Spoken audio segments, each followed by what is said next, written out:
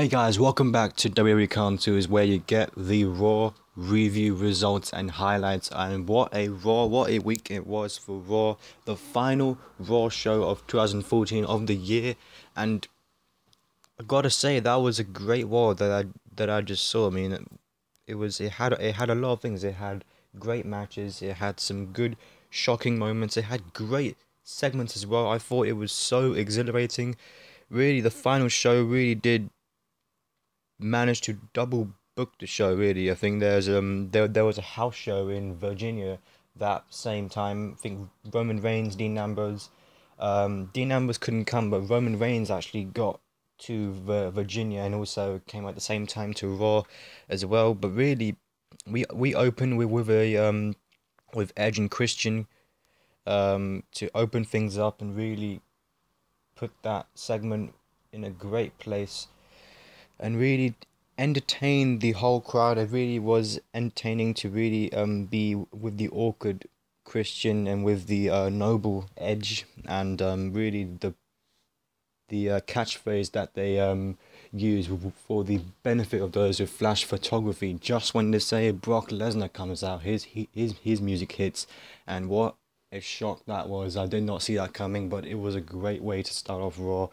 It was Brock Lesnar, Paul Heyman, with Edge and Christian in the same ring, but then now comes the superhero John Cena to come out, run down, and just send Edge and Christian off to the ring. What really did actually catch my eye was that Jerry Lawler and Paul Heyman actually said that Christian and Edge both retired due to concussions and neck injuries, especially for Edge. Now, we didn't even hear about Edge actually. We did hear the whole story 3 years ago about Edge announcing his retirement, but not about Christian. I think Christian kind of shocked me. I mean, I didn't think that he would retire because there was nothing said about it. I mean, I don't think anyone actually announced Christian's retirement, so that's pretty big news for me, given from the Raw segment. But a good segment, I'd say. I thought it was a good segment to start off Raw. John Cena would actually suck in Brock Lesnar. I mean, what John Cena would do is actually give a present to Paul Heyman, which is a punch to the face, which would sucker Brock Lesnar in, try to put the AA, but then Brock Lesnar would actually move away from John Cena, get out of the ring, and really, that would make John Cena really strong in that segment. Despite John Cena actually being in this segment, I would give it a good 4 out of 5 stars on this good segment. So really a great way to start off Raw. I thought it was good. But there have been some 2 matches announced: champion versus champion, Rusev versus Ziggler, and also excuse me, Roman Reigns versus Seth Rollins. Now, good way, but Christian has retired, which I believe is the official confirmation for Christian. So yeah, Lawler has said that both Edge and Christian have retired. So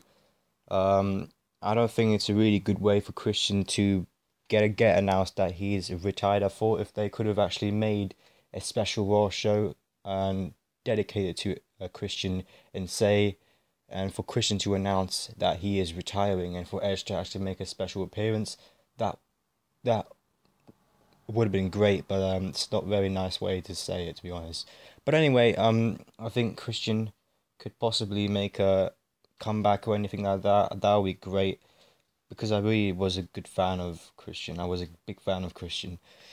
Then it was Dolph Ziggler versus Rusev. We actually get the result with Dolph Ziggler beating Rusev via disqualification when Rusev wouldn't actually stop attacking him in the corner for 10 seconds. So that's what we got from the match. Now that was time to insult the fans again who are still buying the pay-per-views, because telling someone they are an idiot for giving $55 is certainly going to make them want to pay you $10 a month, right? I mean, that's something that was pretty insulting and a bit funny as well, that they're actually desperate for people to really pay for the WWE network. So smart way, cunning way, but also in an insulting way as well. So I'll give the match 2 out of 5 stars. Wasn't much into it, but especially with Dolph Ziggler in it, because he's one of my favorites right now so far in WWE. But yeah, we got some good tag team titles match. I mean, there was Usos versus The Miz and Mizdow. This was a TLC rematch, and we got new tag team champions. Usos beating The Miz and Damien Sandow. What would actually happen is that Jimmy would actually kick Mizdow in the face. He would get out of the ring. The Miz would put two skull crushing finales, but then Jimmy would kick out, and there was a bit of a change twist at the end where Jay would actually come in, fly high, and beat The Miz. So the announcers actually hype up Bryan's announcement, actually imply that he is going to retire straight after the match. So I give the match 3 out of 5 stars. A lot of change in that match, but so far actually a good, decent Raw, I would say. I mean, pretty surprised, to be honest.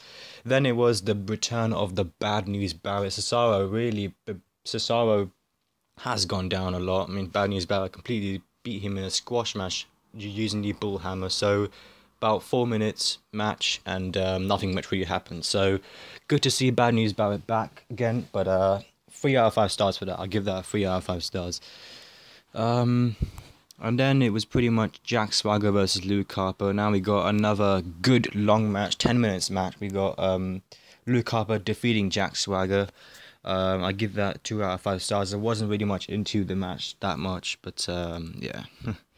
And then it was Seth Rollins versus Roman Reigns. Now Big Show is actually on commentary. You can pretty much predict what's gonna happen because Big Show is a giant, and he's he's into a bit of a feud with Roman Reigns, and a bit of a tag team with Seth Rollins. I can pretty much predict that the way this match would end is Roman Reigns beating Seth Rollins by DQ because of Big Show interfering. Now, this match was actually a pretty good match. I mean, I really was into the match. It really got me at the edge of my seat. But if you think that actually got you at the edge of your seat, I mean, wait till you look at the main event and the main event segment. So you have to watch that because that was absolute pure brilliant. That was, anyway, that was actually 16 minutes. Actually, that match was actually 16 minutes. So I give it a good 3.5 out of 5 stars. I don't think it's worthy of getting a 4 out of 5 stars. I'll give it 3.5 out of 5 stars. Then we hear a lot of Daniel Bryan. We got Daniel Bryan segment. I actually thought this could be it. I think this could be the segment where he announces his retirement, but he actually brought us into it. He didn't really imply the fact that he is going to retire, but he was really making the crowd really get at the edge of their seat, just desperate for them to hear what Daniel Bryan has to say. Is it a yes or a no? Is his career over? He talks about his moment where it's all because of the fans, that they are the reason where he won the championship main event in WrestleMania. But then he talks about marrying Brie Bella, but then afterwards everything going wrong after his dad passed away, and after getting tombstoned by Kane on an announcer table 2 times on the same night, getting surgery actually twice. So that's something that was pretty emotional for Daniel Bryan. But then he pretty much straight away asked the question to the crowd, is his career over? He says no, and literally the crowd went crazy. I mean, every single person starts chanting yes to the fact that is Daniel Bryan going to compete in the 2015 Royal Rumble. Yes, and what a moment that was. I really was excited. I was really happy that this happened. It was a bit weird as to what type of tweet Daniel Bryan sent to the universe. I mean, talking about crossroads and into his life, and the fact that he looks forward to tell the fans. I thought that maybe this could be a trick, but at the same time, crossroads sounds like something really important for Daniel Bryan. So that's something that was pretty intense and pretty unpredictable. So really, that was a good, very good moment. So I give that 4 out of 5 stars. So really great segments in this show. It was really good. Really, for the first ever cutting edge peep show we got with Seth Rollins. Basically, the first of Rollins would actually like Big Show to come out here. Big Show comes out applauding Rollins, but then Rollins gets nothing when he requests Cena to come out. Edge thinks is due to Rollins' lack of charisma, but apparently Rollins wouldn't have enough charisma if he had a live sex celebration with Big Show. So really, the fact that Edge completely insulted Seth Rollins got him a bit mad. So what Seth would do is still want Cena to come out here and nails Christian with the briefcase, which really Edge would get into his face, and he's pretty much surrounded and injured. But Big Show would really choke. He would actually, what was that sound? I'm sorry. Really get choked.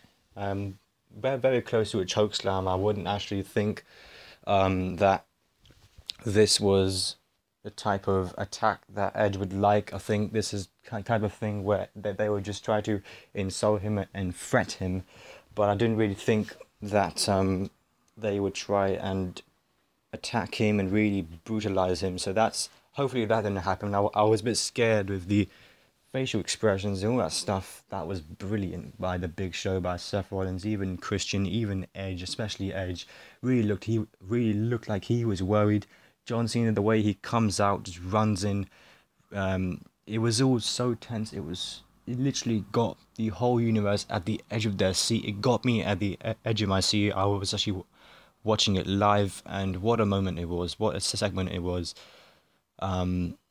Really, I loved each and every second of it. I was just really trying to find out what is gonna happen. What is gonna happen? It was great. It really was. So I really did enjoy it. But then right at the end, Seth Rollins would actually blackmail John Cena to demand him to bring back the authority, and if he doesn't, then he will break Edge's neck by doing the leg praying thing. I can't remember what his move is, but yeah. So really, what a segment it was. So John Cena would have no other choice but to bring back the authority, announce it. Yep, the authority are back. But Seth Rollins actually shows what type of awesome heel he is by saying that he knows that Cena should know Rollins better, and the fact that Seth is gonna kill Edge. So he tries to break his neck, but then Cena would come in, get knocked out by the Big Show. But then the whole Edge would actually escape. Edge would actually escape from the ring, and the ring is just surrounded by Cena in the middle of it. And at the stage, we see Brock Lesnar, Paul Heyman, the Guards, Seth Rollins, Triple H, and Stephanie actually appear and make the official announcement. It's confirmed. The Authority are back in power.